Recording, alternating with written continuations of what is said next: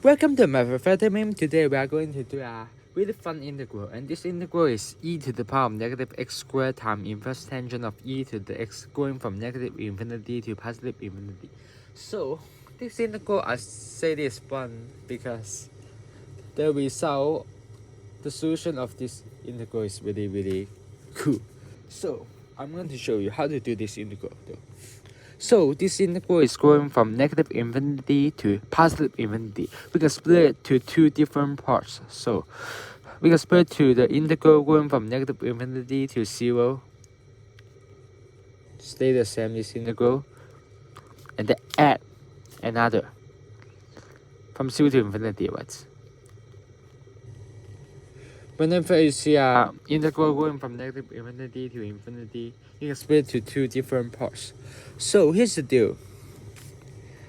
I'm going to substitute u is equal to negative x inside this integral.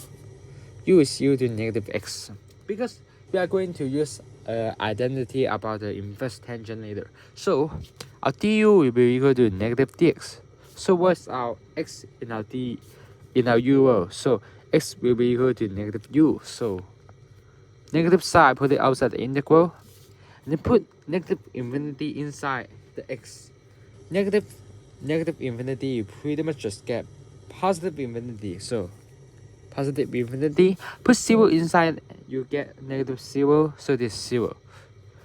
E to the power x in our u world is just our negative u.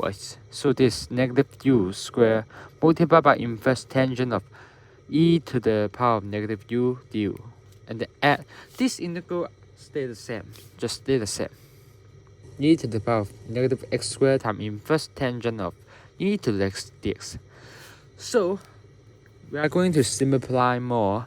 Here, the integral going from infinity to 0. Thanks to this negative, we can switch the side, right? So this just going from 0 to infinity, and then e to the power of positive u, negative. Be sure we have a negative here. So multiply by inverse tangent of e to the power of negative u du at that. So here's the deal. Since u is just our dominant variable, we can name it whatever we want. So we can name this u as our x now. So this e to the power of negative x squared times inverse tangent of e to the power of negative x dx plus another integral, just our original, and not our original, just that's what 0 to infinity. So here's the deal. Let me just use the identity of our integral, of our inverse tangent. So here's the inverse tangent of 1 over x. This is equal to pi over 2 minus our inverse tangent x. Because inverse tangent of 1 over x, you pretty much just get the inverse cotangent x, right? Just inverse tangent x plus inverse cotangent x. Just follow the identity, and because cotangent is just the complementary functions, right? It's the co-function of the tangents. So they add them up to pi over 2 if this inverse function. So overall, we are going to use this identity, and the e to the power of negative x, you pretty much just get 1 over e to the power of x. So let me just write as this. 0 to infinity e to the power of negative x squared time, this is just 0 to pi over 2 minus, what is as 1 over e to the x. So overall, this is just e to the x, right? Inverse tangent of e to the x dx plus this. So here's the fun part.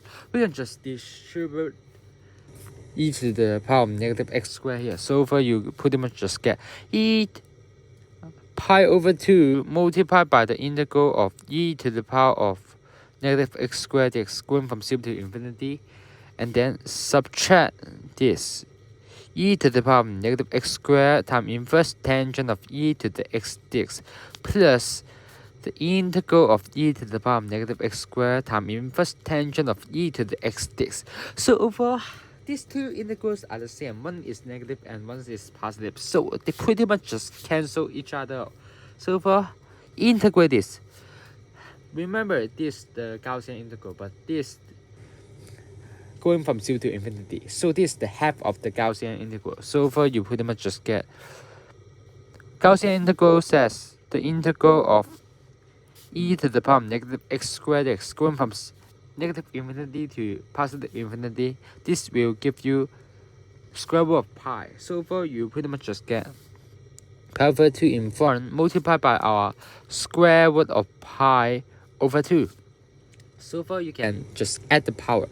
Pi power of 1 and then add 1 over 2. You pretty much just get pi power of 3 over 2. And then 2 times 2 is just 4. Wow, this solution is really cool. Pi power of 3 over 2 divided by 4.